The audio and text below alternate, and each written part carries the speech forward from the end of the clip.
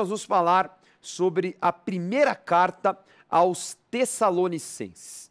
Para ajudar o nosso estudo, vamos ver qual é o momento da história da humanidade que nós estamos estudando. Então veja aí a linha do tempo. Você vai ver a linha de baixo, é o domínio mundial. Na época, quem dominava era Roma, o império de Calígula e Cláudio. Nesse momento, Paulo está se preparando em Tarso e Antioquia. E na primeira viagem missionária, ele sai de Antioquia enviado como apóstolo junto com Barnabé para inaugurar as igrejas na região da Turquia. Depois nós temos a segunda viagem missionária em que ele fortalece as igrejas da Turquia, chamada Ásia Menor na época, e funda as igrejas na Europa. A terceira viagem missionária vai fundar mais algumas igrejas na Europa, também na Ásia Menor, e fortalecer as igrejas que já foram abertas. E durante o Império de Nero, Paulo será levado como prisioneiro de Jerusalém para a região da Cesareia, enfim, vai até Roma. Em Roma ele vai escrever mais algumas cartas, depois ele é martirizado por volta do ano 66, 67 depois de Cristo. Maravilha.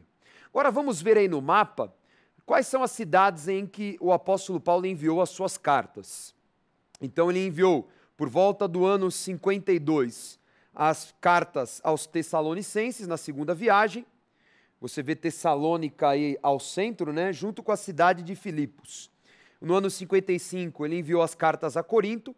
No ano 57, ele enviou as cartas aos Gálatas, né, a região da Galácia, e também a Roma.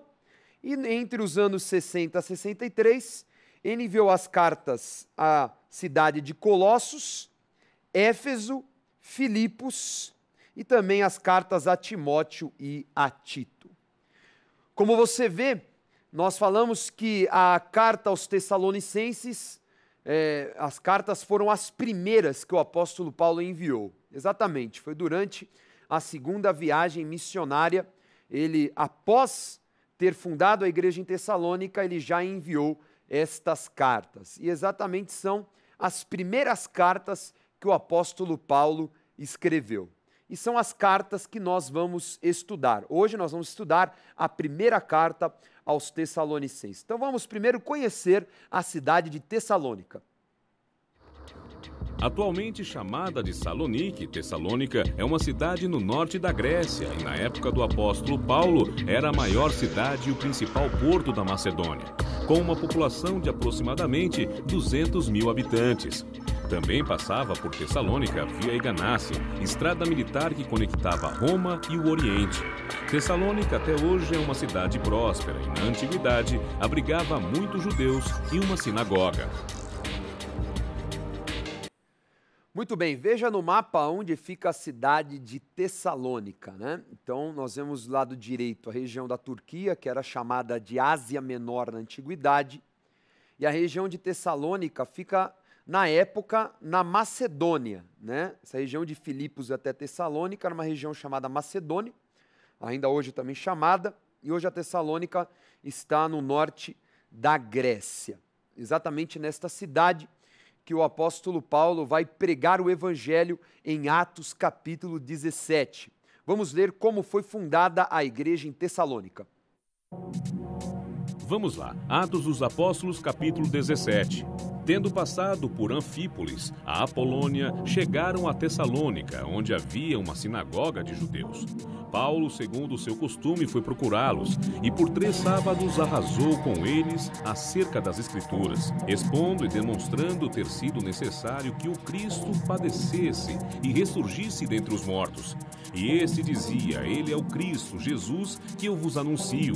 Alguns deles foram persuadidos e unidos a Paulo e Silas, bem como numerosa multidão de gregos piedosos e muitas distintas mulheres. Os judeus, porém, movidos de inveja, trazendo consigo alguns homens maus dentre a malandragem, ajuntando a turba, alvoroçaram a cidade e, assaltando a casa de Jasson, procuravam trazê-los para o meio do povo. Porém, não os encontraram, arrastaram Jasson e alguns irmãos perante as autoridades, clamando: Estes que têm transtornado o mundo chegaram também aqui, os quais Jasson hospedou. Todos estes procedem contra os decretos de César, afirmando ser Jesus outro rei. Tanto a multidão como as autoridades ficaram agitadas ao ouvirem estas palavras. Contudo, soltaram Jasson e os mais, após terem recebido deles a fiança estipulada. E logo durante a noite os irmãos enviaram Paulo e Silas para Bereia. Mas logo que os judeus de Tessalônica souberam que a palavra de Deus era anunciada por Paulo, também em Bereia, foram lá excitar e perturbar o povo. Então, Tessalônica foi um lugar de grande bagunça, né? Paulo ficou durante 3 sábados, ou seja, 3 semanas no mínimo, pregando ali o evangelho. Lembrando que o costume do apóstolo Paulo era o seguinte: como os judeus já tinham um contato com todos os textos das leis e dos profetas, ou seja, o que seria o nosso Antigo Testamento, era muito mais fácil ele pregar a respeito de Cristo por já fazer parte da cultura dos judeus. Jesus era judeu e Jesus era o cumprimento das profecias. Então, ele primeiro ia até a sinagoga para ganhar judeus, para que judeus fossem convertidos ao cristianismo. E com esse apoio, aí ele pregava para os estrangeiros, que era uma cultura completamente diferente, muito mais difícil de se entender o que é Jesus, o que é o judaísmo, o que é a Bíblia, porque eles nunca tiveram um contato com a Bíblia, com nenhum tipo de texto que está ligado à cultura do judaísmo. Então, logo após ele pregar aos judeus, a gente vê toda a baderna, então pessoas do próprio povo, judeus e não judeus, enfim, se juntaram, aquela bagunça, ele acabou sendo expulso da cidade, aí ele vai pregar em Bereia, que era uma cidade mais nobre do que Tessalônica, até lá os tessalonicenses, inimigos, adversários, foram também causar oposição, enfim, mas Paulo não parava de pregar o evangelho e ele tinha muita alegria, tanto que essa carta ela vai denotar a alegria de Paulo, porque mesmo no sofrimento, uma igreja estava estabelecida ali. Pessoas creram na palavra de Paulo, pessoas se converteram, pessoas humildes, pessoas nobres, enfim. Muitos se converteram e uma igreja realmente nasceu naquela cidade. Agora, o que nós vemos no texto é que pessoas sofreram, não só Paulo, mas outras pessoas que se converteram sofreram. E nós vamos ver um debate nesta carta, porque os tessalonicenses estavam preocupados com pessoas que morreram pelo evangelho. Então tudo indica que nessa trajetória, alguns cristãos perderam a vida nesse alvoroço ou após esse alvoroço ou após a saída do apóstolo Paulo. E eles perguntaram, e aí, para onde eles foram? Será que eles vão perder a salvação porque eles não foram arrebatados? E aí, apóstolo Paulo, o que vai acontecer com as pessoas que morreram? Elas vão ou não vão aos céus? Logo mais, nós vamos ler o apóstolo Paulo vai responder esta pergunta. Isso vai ficar no segundo bloco da aula de hoje. Mas nós vemos aqui o apóstolo Paulo com muita força pregando o evangelho na Macedônia. Então veja aí no mapa, nós vemos que ele vai ficar alguns meses na região da Macedônia. Ele vai sair da região de Jerusalém, vai subir por toda a Ásia Menor, em Troade.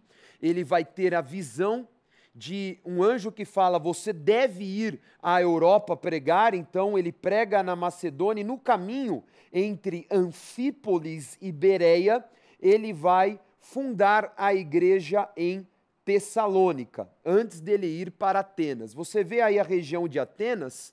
Quando o apóstolo Paulo chega em Atenas, então ele vai escrever essa carta aos Tessalonicenses. Vamos compreender isso lendo a própria carta. Vamos lá, primeira carta aos Tessalonicenses, capítulo 1 a 3. Paulo, Silvano e Timóteo, a igreja dos Tessalonicenses em Deus Pai e no Senhor Jesus Cristo, graça e paz a vós outros. Com efeito, vós tornastes imitadores nossos e do Senhor, tendo recebido a palavra, posto que em meio de muita tribulação, com alegria do Espírito Santo, de sorte que vos tornastes um modelo para todos os crentes na Macedônia e na Acaia. No tocante a nós, proclamam que repercussão teve o nosso ingresso no vosso meio, e como deixando os ídolos, vos convertestes a Deus, para servirdes o Deus vivo e o verdadeiro, porque vos recordais, irmãos, do nosso labor e fadiga, e de como noite e dia labutando para não vivermos à custa de nenhum de vós, vos proclamamos o Evangelho de Deus, pelo que não podemos suportar mais o cuidado por vós. Pareceu-nos bem ficar sozinhos em Atenas, e enviamos nosso irmão Timóteo, ministro de Deus do Evangelho de Cristo, para, em benefício da vossa fé, confirmar-vos e exortar-vos, a fim de que ninguém se inquiete com estas tribulações. Agora, porém, com o regresso de Timóteo, vindo do vosso meio, trazendo-nos boas notícias da vossa fé e do vosso amor. Então, a carta aos Tessalonicenses foi uma resposta a um relatório que Timóteo deu a Paulo sobre como estava a igreja naquela cidade. Então, Paulo acaba relatando um pouquinho da experiência que é narrada em Atos capítulo 17, que ele não pôde ficar mais tempo na região da Macedônia pelas perseguições. E aí ele passou a Atenas e depois de Atenas ele foi a Corinto no capítulo 18. Então aqui nós vemos aqui a comprovação de Atos com a carta aos Tessalonicenses, e que ele enviou Timóteo para continuar o trabalho, para que a igreja continuasse a ser fundamentada mesmo com a ausência do apóstolo Paulo. Afinal, Timóteo era um homem muito bem preparado, era um jovem. Ele era como que um filho do apóstolo Paulo, um sucessor.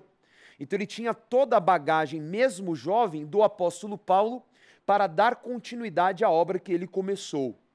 Então ele ficou tranquilo porque o relatório de Timóteo era muito bom, que a igreja estava firme, que as pessoas estavam se convertendo da idolatria, da imoralidade sexual. Aliás, o apóstolo Paulo vai falar exatamente sobre isso, porque o grande problema das igrejas na Grécia, as igrejas cristãs gregas, era que eles tinham um problema sério de práticas sexuais ilícitas. Por questão da cultura grega ter muito forte a imoralidade sexual, a homossexualidade, a relação de sexo com ídolos, as prostitutas cultuais e tudo isso.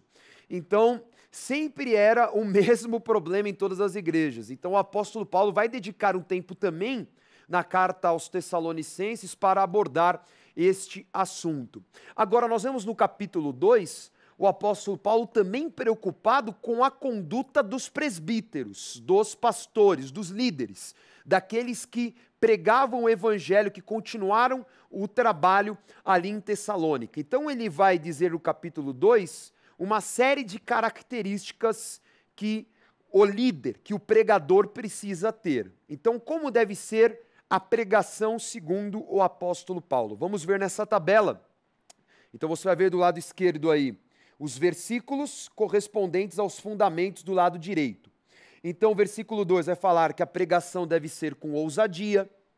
O versículo 3 que não deve ser uma pregação bagunçada, enganada.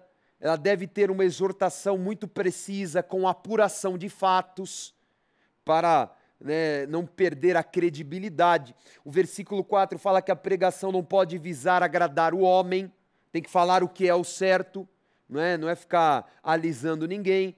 Versículo 5, que não deve ter linguagem de bajulação. Versículo 6, que não deve procurar a glória de homens, ou seja, uma pregação que as pessoas fiquem depois te elogiando, te agradando, enchendo a tua bola. Versículo 7 e 8, deve ser uma pregação sem peso, mas mansa, amorosa, não pode ser aquela coisa pesada, dura, que machuca. Vai exortar? Sim, mas com amor e com mansidão. E por fim, o versículo 12, na verdade não é versículo 2, é 12, deve ser uma exortação para encorajamento. Não é uma exortação que a pessoa faz para se sentir superior, para humilhar, para outra pessoa se sentir rebaixada, né? Aquela pessoa que fala assim, eu falei mesmo, olha, porque ela mereceu, era isso que ela precisava ouvir, bem feito. Não. A exortação, ou seja, o discurso para a correção da conduta de alguém, deve ser para encorajá-lo a melhorar, não para ele se sentir destruído, se sentir mal, desanimado. E quantas pessoas nós vemos que dão bronca e a pessoa sai muito mais desanimada, sem vontade de continuar, do que encorajadas a mudar. Então precisa ajustar, porque o papel do pregador é o quê? Preparar sucessores e discípulos com a mesma pegada que ele tem. Então não paralisá-lo. Pelo contrário, olha, precisa ser dada a exortação, precisa ser dada a bronca, é claro, mas também precisa de encorajamento, também precisa de palavras de incentivo, de estímulo a continuar a pregar o evangelho e praticar tudo o que é concernente ao cristianismo, enfim, as práticas cristãs. Perfeito? Muito bem, vamos ler agora o capítulo 2, vamos continuar a ler os versículos finais do capítulo 2, vamos lá. Vamos lá, primeira carta aos Tessalonicenses, capítulo 2. Tanto é assim, irmãos, que vos tornastes imitadores das igrejas de Deus, existentes na Judéia em Cristo Jesus, porque também padecestes da parte dos vossos patrícios, as mesmas coisas que eles, por sua vez, sofreram dos judeus, os quais não somente mataram o Senhor Jesus e os profetas, como também nos perseguiram, e não agradam a Deus e são adversários de todos os homens, a ponto de nos impedir de falar aos gentios para que estes sejam salvos, a fim de irem enchendo sempre a medida de seus pecados. A ira, porém, sobreveio contra eles, definitivamente. Então nós vemos aqui algo comum nas cartas de Paulo. Ele preocupado, é claro, com os gentios, mas também com os judeus. Porque existiam muitos perseguidores que eram judeus. Eram perseguidores que vinham com a carga, com aquele peso da região de Jerusalém, e ainda por cima, dentro dos cristãos, do grupo de cristãos, tinha os judaizantes, que eram aqueles que queriam que os novos convertidos continuassem com as práticas das leis de Moisés. Então aqui, o apóstolo Paulo chama a atenção que sejam imitadores dos cristãos genuínos na Judéia, não os judaizantes, mas aqueles que têm o evangelho limpo, puro, sem peso de lei. Também nós vemos aqui no capítulo 4, Paulo novamente exortando a questão da imoralidade sexual, falando para que eles tivessem uma atitude radical. Olha, nas questões sexuais vocês precisam ser radicais. Então, relação sexual somente com o marido ou com a esposa. Intimidade sexual apenas após a cobertura do casamento, de um acordo de casamento. Porque a prática dos gregos era ter relações sexuais com prostitutas nos templos dos deuses gregos, porque era uma forma também de agradar os deuses e também de financiar a idolatria grega. Então o apóstolo Paulo estava ali falando, o sexo pertence apenas ao casamento e vocês precisam fugir de qualquer prática idólatra e também sexual. Bom, vamos continuar a falar sobre Tessalônica, carta aos Tessalonicenses. Vamos falar de alguns temas mais polêmicos. Aliás, vamos falar basicamente de um tema polêmico, que seria a volta de Cristo, juízo final. Poucas são as cartas que o apóstolo Paulo aborda este tema. Nós falamos um pouquinho na primeira carta aos Coríntios, no capítulo 15, e tal, mas nessa carta aos Tessalonicenses ele deixa bem claro sobre o assunto, a visão que ele tem, que é a visão de Jesus Cristo, que é o que você vai ler, por exemplo, em Mateus capítulo 24. Vamos ler então o capítulo 4. Vamos lá, primeira carta aos Tessalonicenses, capítulo 4. Não queremos, porém, irmãos, que sejais ignorantes com respeito aos que dormem, para não vos entristecerdes como os demais, que não têm esperança. Pois se cremos que Jesus morreu e ressuscitou, assim também Deus, mediante Jesus, trará em sua companhia os que dormem. Ora, ainda vos declaramos por palavra do Senhor isto: nós, os vivos, os que ficarmos até a vinda do Senhor, de modo algum precederemos os que dormem, porquanto o Senhor mesmo, dada a sua palavra de ordem, ouvida a voz do arcanjo e ressoada a trombeta de Deus, descerá dos céus. E os mortos em Cristo ressuscitarão primeiro, depois nós, os vivos. Os que ficarmos, seremos arrebatados juntamente com eles, entre nuvens para o encontro do Senhor nos ares. E assim estaremos para sempre com o Senhor. Consolai-vos, pois, uns aos outros com estas palavras. Muito bem, aqui está falando sobre exatamente a esperança que nós temos e que é um grande mistério, que é a volta de Jesus. Então, o primeiro ponto é que Jesus vai voltar quando ninguém espera. Não existe data marcada, o que se sabe é que alguns sinais vão anteceder a volta de Jesus. Nós vamos ver isso daqui a pouco no capítulo 5. O ponto é, a preocupação dos tessalonicenses era a seguinte: o que vai acontecer com aqueles que morreram? E aí, bispo, o que vai acontecer com quem não teve acesso ao evangelho e morreu?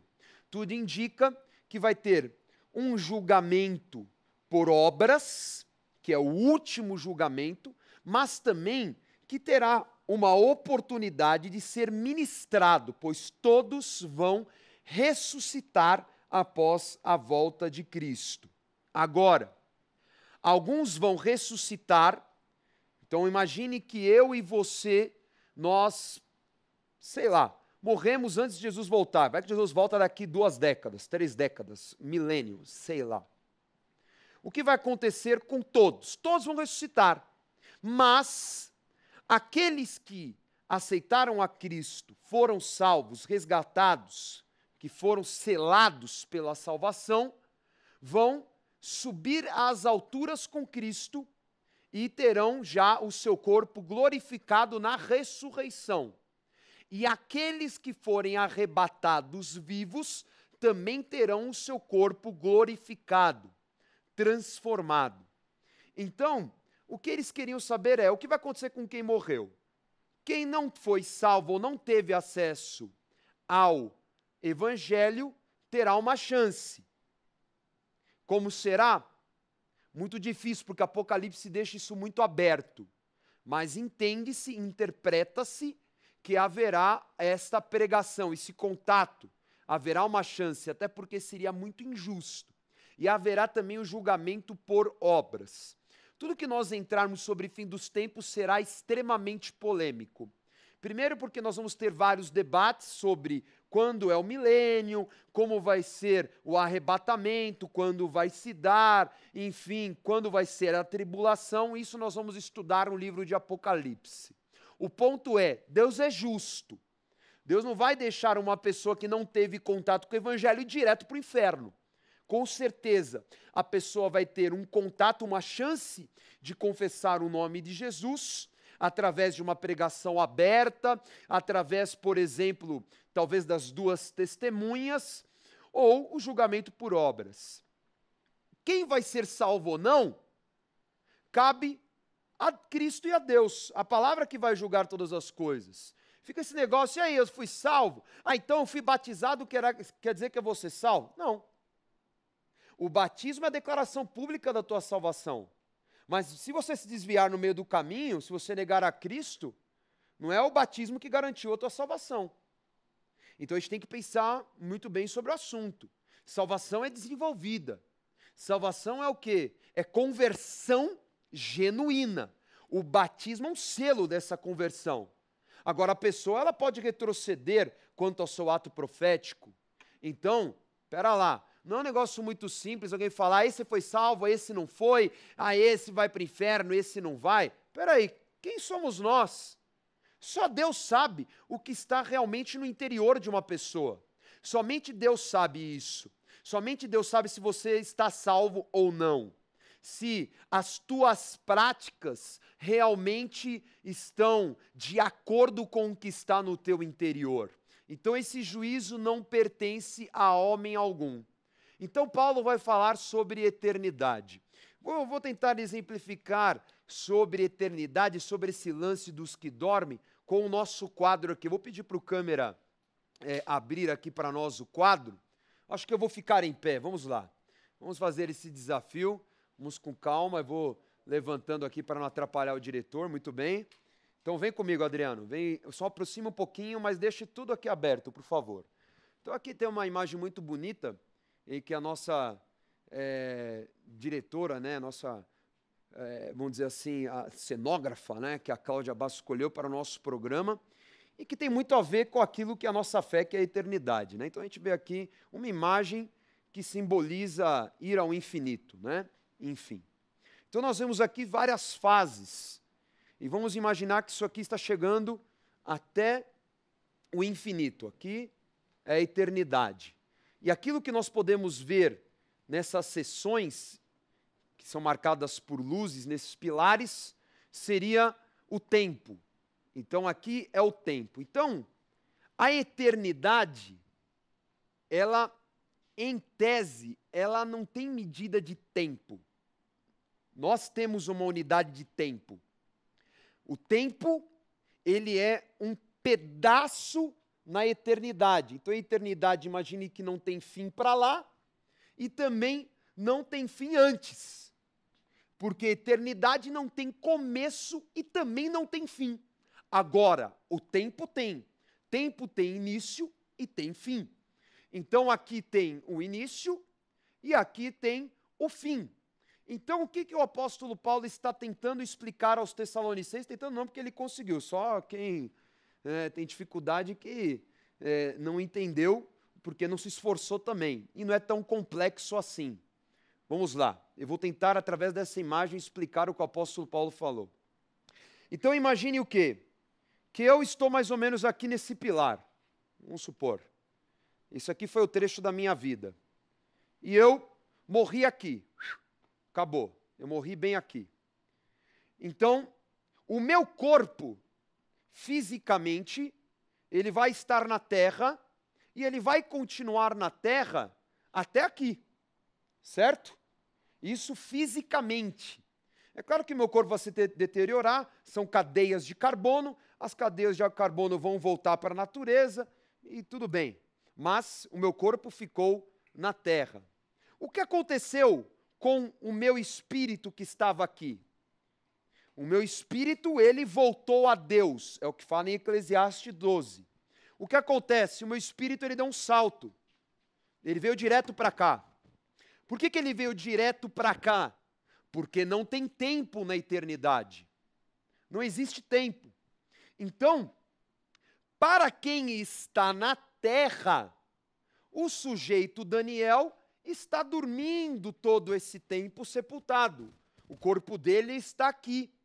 Mas na eternidade, o Daniel não está mais na terra. Ele já está lá na frente. Ele já está com Jesus Cristo e com todos aqueles que nasceram e morreram nessas sessões. Então, o que acontece quando chegarmos aqui na frente? Nós todos, e aí vem a coisa mais interessante, eu já estou lá, e você que aceitou Jesus também já está lá, na eternidade, só que não em circunstância do tempo, porque nós vivemos em circunstância do tempo. A partir do momento que nós morremos, o nosso espírito já volta a Deus e nós já chegamos ao dia do juízo. É exatamente isso que vai fazer. Por isso que a palavra fala que no abrir e fechar de olhos, nós vamos ter as trombetas soadas e nós estaremos na presença de Deus. Então é um salto que é dado porque na eternidade não tem tempo. Então é muito legal isso, porque aí já acaba com todo tipo de mistério de, por exemplo, tem alma penada? Não. Tem espírito de gente que morreu aqui atrás, vagando aqui? Não. Porque a partir do momento que a pessoa morreu, o espírito dela vai direto para a eternidade, para Deus. Ela não fica no plano físico. porque o espírito pertence ao mundo espiritual. Muito bem, foi a forma que a gente encontrou aqui, um pouco mais prática de nós tratarmos aí de um assunto tão complexo que é a eternidade. E você pode ligar agora mesmo ou deixar a tua mensagem, caso teve alguma dúvida ainda sobre o assunto. Vamos ver agora o capítulo 5, vamos ver o que mais o apóstolo Paulo fala sobre o fim dos tempos. Vamos lá, primeira carta aos Tessalonicenses, capítulo 5. Vós mesmos estáis inteirados com a precisão de que o dia do Senhor vem como ladrão de noite. Quando andares dizendo paz e segurança, eis que lhes sobrevirá repentina destruição, como vêm as dores de parto a quem está para dar à luz. E de nenhum modo escaparão. Mas vós, irmãos, não estáis em trevas, para que esse dia, como ladrão, vos apanhe de surpresa. Porquanto vós todos sois filhos da luz e filhos do dia. Nós não somos da noite, nem das trevas. Assim, pois, não durmamos como os demais. Pelo contrário, vigiemos e sejamos sóbrios. Então, para terminar, o apóstolo Paulo, ele fala o seguinte: ninguém sabe o momento, né? Vamos voltar aqui à nossa linha do tempo, né? Ninguém sabe o momento aqui, ó, que Jesus vai aparecer. Ninguém sabe qual momento da nossa linha do tempo que ele vai surgir. Ele vai vir como um ladrão na noite. Ninguém está em casa armado na porta esperando, vem ladrão. O ladrão vem quando ninguém está esperando. Então, ele vai vir dessa forma. Então, qual que é a dica que o apóstolo Paulo dá? Então, não andei nas trevas, andai na luz. Por que andar na luz? Porque assim você não vai ser pego de surpresa. Ou seja, ande em santidade com a garantia da salvação, porque você não sabe quando Jesus vai voltar. Esteja sempre preparado, esteja sempre em santidade. E mais, sobre esse assunto, ele também deixa claro que terão sinais. Os sinais você pode ler depois, Mateus capítulo 24. A guerra, a violência, as pestes, coisas que vão acontecer, que são as dores, que vão anunciar que o fim está próximo. Por fim, encerrando nossa aula de hoje, o apóstolo Paulo termina o capítulo 5 falando de práticas fundamentais de todo cristão.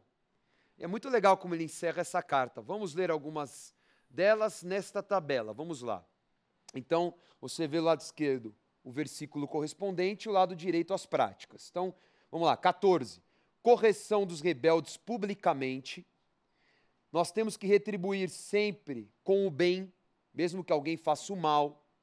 Sempre ande alegre. Ore sem parar. Sempre esteja em espírito de oração. Em tudo, seja bom ou ruim, dê graças. Não apague o espírito, ou seja, não deixe através das suas práticas que o espírito esvazie no seu interior. Não despreze as profecias, não despreze as palavras proféticas. Julgai todas as coisas, mas retenha só o que é bom.